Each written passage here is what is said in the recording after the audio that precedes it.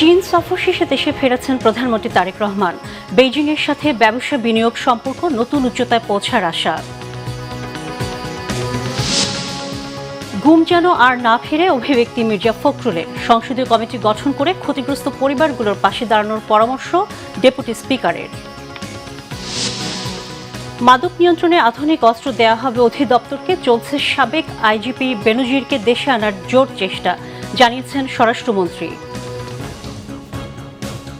দেখছিলেন ground cement সংবাদ শিরোনাম, এবারে বিস্তারিত। মালয়েশিয়া ও চীন সফর শেষে দেশে ফেরাচ্ছেন প্রধানমন্ত্রী তারেক রহমান। 6 দিনের রাষ্ট্রীয় সফর শেষ করে শুক্রবার স্থানীয় সময় বিকেল 5টায় চায়না সাউদার্ন এয়ারলাইন্সের একটি বাণিজ্যিক ফ্লাইটে বেইজিং দাসিং আন্তর্জাতিক বিমানবন্দর ত্যাগ করেন তিনি।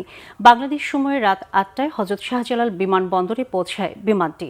এ সময় বিমানবন্দরে প্রধানমন্ত্রী তারেক রহমানকে ফুল দিয়ে স্বাগত জানান স্থানীয় সরকার, পল্লী উন্নয়ন ও সমবায় মন্ত্রী মির্জা ফখরুল ইসলাম আলমগীর সহ বিএনপির সিনিয়র নেতারা। এছাড়া উপস্থিত ছিলেন মন্ত্রিপরিষদের সদস্য, সংসদ সদস্য, প্রধানমন্ত্রীর উপদেষ্টা সহ সরকারের ঊর্ধ্বতন কর্মকর্তারা। এ সময় সাংবাদিকদের সাথে কথা বলেন প্রধানমন্ত্রীর কার্যালয়ের মুখপাত্র মাহদি আমিন। বাণিজ্য, বিনিয়োগ ও কর্মসংস্থান ইস্যুতে বাংলাদেশ চীন একসাথে কাজ করার কথা জানান তিনি।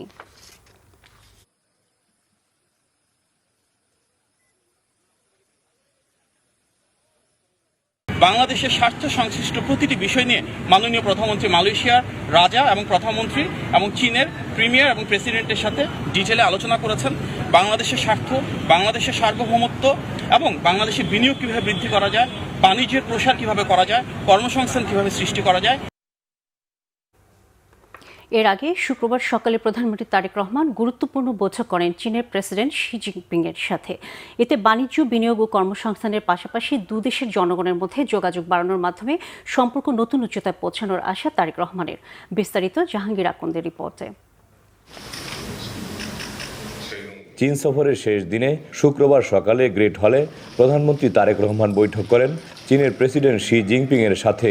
আলোচনা হয় দ্বিপাক্ষিক বিভিন্ন বিষয় নিয়ে।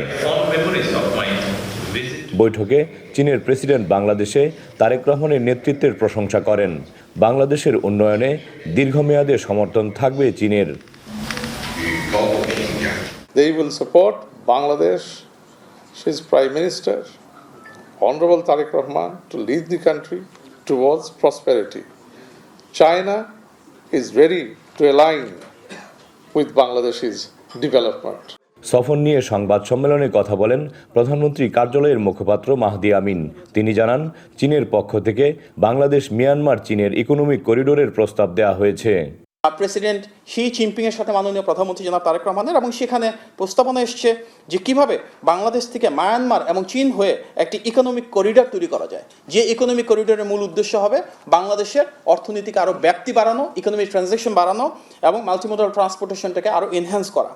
উপদেষ্টারা জানান, প্রতিরক্ষা বিষয়ে দুই দেশের পররাষ্ট্র মন্ত্রণালয় ও সামরিক কর্মকর্তারা নিয়মিত ভিত্তিতে আলোচনা করবেন। একই সাথে এক চীন নীতিতে বিশ্বাস করে বাংলাদেশ। ওয়ান চায়না পলিসি, অর্থাৎ চায়নাকে আমরা একটি একক রাষ্ট্র হিসেবে দেখি, যার ভিতর তাইওয়ানও অন্তর্ভুক্ত রয়েছে, সেটি সুসংহতভাবে সুনিশ্চিত করেছেন।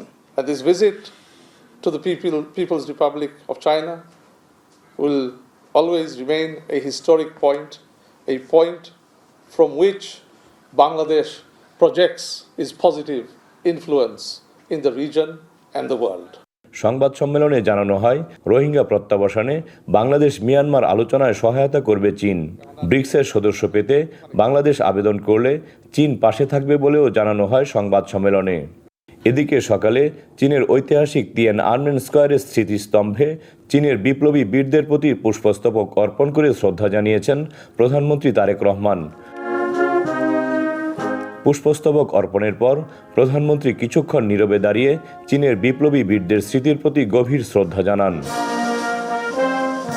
এ সময় দুদেশের জাতীয় সঙ্গীত পরিবেশন করা হয়। বিউগলে বেজে ওঠে করুণ সুর। এ সময় প্রধানমন্ত্রীর সঙ্গে ছিলেন তার স্ত্রী ডাক্তার জুবাইদা রহমান সহ তার সফর সঙ্গীরা। প্রধানমন্ত্রীর চীন সফরের মধ্য দিয়ে ঢাকা বেইজিং সম্পর্ক নতুন উচ্চতায় যাবে বলে আশা করছেন বিশ্লেষকরা। একই সঙ্গে শিক্ষা, স্বাস্থ্য ও অবকাঠামো খাতে বাংলাদেশে চীনের বিনিয়োগ বাড়বে বলে আশা করা হচ্ছে। জাহাঙ্গীর আকন্দ, বাংলা ভিশন, বেইজিং, চীন। প্রধানমন্ত্রী তারেক রহমানের সফর চীন বাংলাদেশ সম্পর্ককে নতুন দিগন্তে নেবে বলে মত বিশ্লেষকদের। তারা বলছেন দেশের ভঙ্গুর অর্থনীতি পুনরুদ্ধারে চীনা বিনিয়োগ ও বাণিজ্য গুরুত্বপূর্ণ অবদান রাখবে, সেই সাথে কূটনীতি ও সামরিক ক্ষেত্রে নৈকট্য আসবে। নাবিল জাহাঙ্গীরের রিপোর্টে বিস্তারিত। 4 দিনের চীন সফরে দেশটির গুরুত্বপূর্ণ ব্যবসায়ী, মন্ত্রী, প্রধানমন্ত্রী এবং রাষ্ট্রপতির সাথে তারেক রহমানের বৈঠকে ঘুরে ফিরে এসেছে ব্যবসা বিনিয়োগের কথা। দুদেশের মধ্যে 13টি সমঝোতা স্মারক ও 2টি চুক্তিও সই হয়েছে। এর মধ্য দিয়ে ঢাকা বেজিং কূটনৈতিক সম্পর্ক নতুন উচ্চতায় পৌঁছাবে বলে মনে করছেন কূটনৈতিক ও রাজনৈতিক বিশ্লেষকরা। বিশেষ করে চীনা বিনিয়োগ ও অর্থনৈতিক সহায়তার দুয়ার খুলবে বলে আশাবাদী তারা। বিজনেস কমিউনিটির সাথে মিটিং যেটা প্রধানমন্ত্রী করেছেন, আমার মনে হয় যদি যে অর্থে আমাদের এই সফরটা, সেটা হচ্ছে যে চীনের কাছ থেকে আর্থিক সহায়তা লাভ করে, সেটা বিনিয়োগ বলেন অন্যান্যভাবে বলেন, তাহলে এই জায়গাটাতেই খানিকটা সুযোগ আমাদের জন্য তৈরি হতে পারে। চুক্তির ফলে চীনা বিনিয়োগ যদি কিছু আসে, কিছু আর্থিক সাহায্য আমাদের জন্য বা সহায়তা যদি আসে, তাহলে সেটাকে আমি ইতিবাচকভাবে। সফরটিতে ভূরাজনীতি ও নিরাপত্তার ভারসাম্য রক্ষার লক্ষণও দেখা হচ্ছে। মানে চীনের সাথে আমাদের যে সখ্যতাটা, সেটা একটা স্ট্র্যাটেজিক এবং কৌশলগত সম্পর্ক। এখানে অনেক কিছু আছে, আঞ্চলিক এবং আন্তর্জাতিক বিষয়াবলী আছে। এখানে আমাদের ন্যূনতম ডেটারেন্স দরকার, সাম্যাবস্থা দরকার। আমাদের এখানে রোহিঙ্গা সমস্যা সমাধানের জন্য চীনের সহায়তা দরকার। আপনি এটা কোনোভাবেই তাদের সহায়তা ছাড়া পারবেন না। এই যে বার্মা অ্যাক্ট বাস্তবায়ন হচ্ছে, ব্রেভ বার্মা অ্যাক্ট মার্কিন যুক্তরাষ্ট্রের সহযোগিতায়, এই বিষয়গুলো তো আমাদেরকেও এফেক্ট করে। আমাদেরও হিল ট্র্যাক্সের ব্যাপার আছে, আমাদেরও অন্যান্য বিষয়ে দেখতে হয়। বাংলাদেশের পররাষ্ট্র নীতিতে ভারত ও পশ্চিমা দেশগুলোর উপর নির্ভরতার পরিবর্তে পূর্বমুখী নীতির প্রতিফলন দেখছেন বিশ্লেষকরা। কিন্তু আমরা মালয়েশিয়া এবং চীন সফর একসাথে করে বার্তাটা দিলাম যে রাজনীতিটা আমরাই করছি, আমরা আমাদের পররাষ্ট্রনীতি ঠিক করি, আমরা আমাদের ভূ রাজনীতি ঠিক করি, সো আমাদের ভূ রাজনীতি পররাষ্ট্রনীতির উপরে অন্য প্রভাব নাই। এই কথা কিন্তু আমরা বিশ্বকে বুঝিয়ে দিলাম। সাবেক প্রধানমন্ত্রী বেগম খালেদা জিয়ার সময় কিন্তু একটা গুরুত্বপূর্ণ প্রভাব ছিল আমাদের পররাষ্ট্রনীতিতে, পূর্বনীতি। তো সেক্ষেত্রে আমরা কিন্তু এটা আবার কিছুটা আমরা এখন বর্তমান প্রধানমন্ত্রী তারেক রহমানের সময় দেখতে পাচ্ছি। চীনের সাথে এই বন্ধুত্ব বাংলাদেশকে সমৃদ্ধির পথে আরও এগিয়ে নেয়ার সমীকরণ হিসেবেও দেখছেন অনেকে। দক্ষিণ পূর্ব এশিয়ার দিকে আমাদের ফোকাস আসতেছে। নাবিল জাহাঙ্গীর, বাংলাভিশন, ঢাকা। স্থানীয় সরকার মন্ত্রী ও বিএনপি মহাসচিব মির্জা ফখরুল ইসলাম আলমগীর বলেছেন, এই সরকার গুমের ঘটনার সাথে যুক্ত হতে চায় না। আবার যেন এ ধরনের ঘটনার পুনরাবৃত্তি না ঘটে, তার জন্য সমানভাবে বিরোধিতা করতে হবে। ডেপুটি স্পিকার কায়সার কামাল গুম খুনের শিকার পরিবারগুলোর জন্য সংসদীয় কমিটি গঠনের কথা বলেন। আহমেদ সারোয়ারের রিপোর্টে বিস্তারিত। আমার বাবা জীবিত নাকি মৃত আমি সেটা জানি না। আমি আমার বাবা মরে গেলে, যদি আমার বাবা মারা যেত, তাহলে তার একটা কবর থাকতো, আমি গিয়ে দাঁড়িয়ে বলতে পারতাম এটা আমার বাবার কবর। শুধু এই ছোট্ট মেয়ের কান্নাই নয়, গুম থেকে ফেরত আসা সংসদ সদস্যদের কথাও ছুঁয়ে গেছে পুরো হলভর্তির শ্রোতা দর্শকের আবেগকে। আজকে যখন একটি মেয়ের কথা শুনলাম, আবার মেয়েদের কথা মনে পড়ে গেল। 8টি বছরে মায়ের ডাকের অনুষ্ঠানে ছিল একটি জায়গা। আমরা যদি একজন সংসদ সদস্য হয়ে, মন্ত্রী হয়ে, আমরা যদি তাদের কষ্ট ধারণ করতে না পারি, তাহলে আমাদের জন্য আবারও কষ্ট অপেক্ষা করবে, সেটা আমি বলে দিলাম আপনাদেরকে। নির্যাতিতদের সমর্থনে আন্তর্জাতিক দিবস উপলক্ষে মায়ের ডাকের আয়োজনে অনুষ্ঠানে বিশিষ্টজনদের এক কথা, এই সংস্কৃতি যেন আর না ফেরে।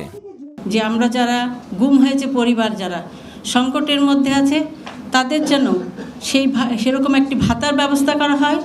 কারণ এই ভাতাটা শুধুমাত্র আর্থিক সমর্থন না, এটা তাদের একটা স্বীকৃতি এবং তাদের প্রতি একটি সম্মান। আপনাদের গুম, জুলাই এবং ক্রসফায়ার সহ 80টি মামলা আমাদের ইনভেস্টিগেশনে প্রায় শেষের পথে। 24টি মামলার বিচার চলছে। 400 মামলা আমরা এখন ইনভেস্টিগেশন আমাদের হাতে। প্রায় 1500 মামলা আমাদের কাছে কমপ্লেন্ট রেজিস্ট্রেশন আমরা করে রেখেছি, কিন্তু আমাদের ট্রাইব্যুনাল 2টা। এই জায়গাগুলো আমাদেরকে একটু বিচার করতে হবে, বিশ্লেষণ করতে হবে, আমাদের প্রতি একটু সদয় হতে হবে। আমরা দীর্ঘদিন ধরে কাজ করতে যেয়ে মনে হয়েছে যে এইটার কোনো বিকল্প নেই। প্রথম হচ্ছে বিচার, বিচার, বিচার। দ্বিতীয়টি হচ্ছে তাদের আইনগত স্বীকৃতিটা দরকার। আরেকটি বিষয় গুরুত্বপূর্ণ, সেটা হচ্ছে রাষ্ট্র যদি তাদের পাশে সব কিছু নিয়ে না থাকে, তাহলে এই পরিবারগুলো মাথা উঁচু করে সমাজে দাঁড়িয়ে থাকতে পারবে না। Deputy speaker barrister Kaiser Kamal বলেন, ফ্যাসিস্ট সরকারের আমলে মায়ের ডাক ছিল একটি আলোকবর্তিকা। তাদের কান্নায় সারা দেশ ব্যথিত হয়েছে, পতন হয়েছে সরকারের। We have been crying last 17 years. এখন কান্নার সময় নয়, এখন আমাদের অধিকার আদায়ের সময়, এখন ন্যায় বিচার পাওয়ার সময়। এই যে সংসদ, এই সংসদে এই গুম পরিবার, ক্রসফায়ারে যাওয়া পরিবারগুলোর জন্য একটা স্পেশাল সংসদীয় কমিটি গঠন করা যেতে পারে। স্থানীয় সরকার মন্ত্রী ও বিএনপি মহাসচিব মির্জা ফখরুল ইসলাম আলমগীর বলেন, গুম খুনে দলীয় রাজনীতি চান না তারা। আতঙ্কের কথা যদি আবার সেই ধরনের কোনো আচরণ দেখা যায়, আমাদেরকে সমবেতভাবে তা প্রতিরোধ করতে হবে। আমি এই কথা বারবার করে বলতে চাই যে আমরা আর এই গুম হয়ে যাওয়া ঘটনাগুলোর সঙ্গে সম্পৃক্ত হতে চাই না ভবিষ্যতে। এটা তো একটা হিউম্যানিটির বিরুদ্ধে একটা ক্রাইম, মানবতার বিরুদ্ধে একটা অপরাধ। প্রকাশ্যে এদের বিচার হওয়া উচিত, শাস্তি হওয়া উচিত। গুম খুনের শিকার পরিবারের সদস্যদের কষ্টের কথা বলতে গিয়ে আবেগে ভারাক্রান্ত হয়ে বক্তব্য শেষ করেন মির্জা ফখরুল। আহমেদ সরওয়ার, বাংলা ভিশন, ঢাকা। মাদক নির্মূলে সরকারের কঠোর অবস্থানের কথা জানালেন স্বরাষ্ট্রমন্ত্রী সালাউদ্দিন আহমদ। তিনি বলেন, অবৈধ অস্ত্রধারী মাদক কারবারিদের বিরুদ্ধে যুদ্ধ করতে আধুনিক অস্ত্র দেয়া হবে মাদকদ্রব্য নিয়ন্ত্রণ অধিদপ্তরকে। আকাশ, নৌ বা সীমান্ত পথে দেশে প্রতিদিনই ঢুকছে মাদকের নিত্য নতুন চালান। নিত্য নতুন মাদকের সাথে পরিচিত হচ্ছে যুব সমাজের একটি বড় অংশ। মাদকসহ ধরাও পড়ছে অনেকে। তথ্য বলছে, শুধু রাজধানীতে মাদকের ৮০,০০০ মামলা বিচারের অপেক্ষায়।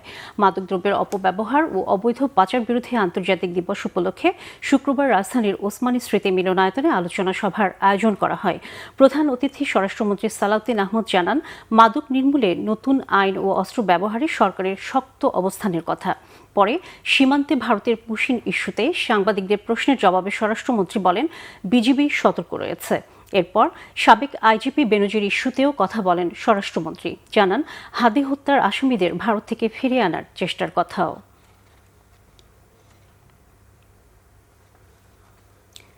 দেশে আইনশৃঙ্খলা পরিস্থিতির চরম অবনতি হয়েছে বলে মন্তব্য করেছেন বিরোধী দলীয় নেতা ও জামায়াতের আমির ডাক্তার শফিকুর রহমান। শুক্রবার রাজধানীর আল ফালাহ মিলনায়তনে জামায়াতে ইসলামের নীতি নির্ধারণী ফোরাম কেন্দ্রীয় মজলিসে শুরার বৈঠকে উদ্বোধনী বক্তব্যে এই কথা বলেন তিনি।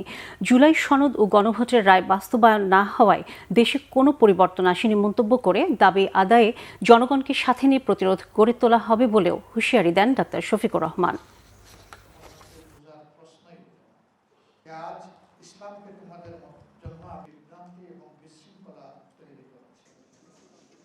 স্বাধীন বিচার বিভাগ তারা চাচ্ছে না, স্বাধীন দুর্নীতি দমন কমিশন চাচ্ছেন না, স্বাধীন মানবাধিকার কমিশন চাচ্ছেন না, স্বাধীন গুম কমিশন চাচ্ছেন না, স্বাধীন নির্বাচন কমিশন চাচ্ছেন না। এইভাবে গুরুত্বপূর্ণ যে জায়গাগুলোর কারণে ফেসিবাদ কায়েম হয়েছিল, সেই সব জায়গায় আগের মতো জায়গায় থেকে গেল। জনগণ শুধু হতাশ নয়, খুব ক্ষমতার ভারসাম্য আনতে হবে। কেউ যাতে দুর্দান্ত ফেসিবাদী হয়ে উঠতে না পারে, জনগণের জীবন সম্পদ এবং ইজ্জত নিয়ে যাতে কেউ খেলতে না পারে, তার ওয়ারেন্টির জন্যই এই পরিবর্তন বা সংস্কার অপরিহার্য। আমরা প্রিয় দেশবাসীকে বলব, নিজেদের এই অধিকার আদায়ে আপনারা অনড় থাকুন। আমরা আপনাদের সাথে আছি, আপনারাও আমাদের সাথে থাকবেন ইনশাআল্লাহ। আসন্ন এইচএসসি পরীক্ষায় প্রশ্নপত্র ফাঁস নিয়ে কেউ মিথ্যা তথ্য দিলে সাথে সাথে পুলিশ তাকে আটক করবে হুঁশিয়ারি দিয়েছেন শিক্ষামন্ত্রী ডক্টর আনম এহসানুল হক মিলন। শুক্রবার দিনাজপুর শিল্পকলা একাডেমি মিলনায়তনে এইচএসসি পরীক্ষা উপলক্ষে বিভিন্ন শিক্ষা প্রতিষ্ঠানের কেন্দ্র সচিবদের সাথে মতবিনিময় অনুষ্ঠানে তিনি কথা বলেন। শিক্ষামন্ত্রী বলেন, পুলিশকে এই দায়িত্ব দেওয়া হয়েছে যেন মিডিয়াতে যে বলবে প্রশ্নপত্র ফাঁস হয়েছে সাথে সাথে তাকে হেফাজতে নিয়ে কৈফিয়ত নিতে পারবে। মন্ত্রী জানান, অপপ্রচার চালিয়ে জাতিকে ধ্বংস করবেন, আর্কাইভে ভাইরাল করবেন, সরকার তা হতে দেবে না।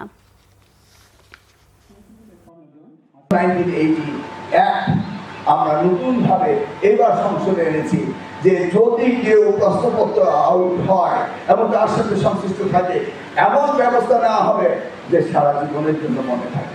এবার যদি কেউ প্রশ্নপত্র নিয়ে বিরূপ মন্তব্য করেন, সাথে সাথে তাকে পুলিশ আটকাবে। সংবাদ শেষ করব, ক্রান্সমেন্ট শিরোনামগুলো আরেকবার জানিয়ে। চীনে সফর শেষে দেশে ফেরাচ্ছেন প্রধানমন্ত্রী তারেক রহমান। বেইজিং এর সাথে ব্যবসা বিনিয়োগ সম্পর্ক নতুন উচ্চতায় পৌঁছার আশা। গুম যেন আর না ফিরে অভিব্যক্তি মির্জা ফখরুলের। সংসদীয় কমিটি গঠন করে ক্ষতিগ্রস্ত পরিবারগুলোর পাশে দাঁড়ানোর পরামর্শ ডেপুটি স্পিকারের। মাদক নিয়ন্ত্রণে আধুনিক অস্ত্র দেওয়া হবে অধিদপ্তরকে। চলছে সাবেক আইজিপি বেনজিরকে দেশে আনার জোর চেষ্টা, জানিয়েছেন স্বরাষ্ট্রমন্ত্রী। দর্শক, এই ছিল এখনকার মতো। পরের সংবাদ সকাল 7:30টায় দেখার আমন্ত্রণ রইল। এছাড়া বাংলা ভিশন সংবাদ ও সংবাদ সংশ্লিষ্ট অনুষ্ঠান দেখতে ভিজিট করুন www.bpnews24.com ও facebook.com/banglavisionnews এবং সাবস্ক্রাইব করুন youtube.com/banglavisionnews। সাথে থাকার জন্য ধন্যবাদ সবাইকে।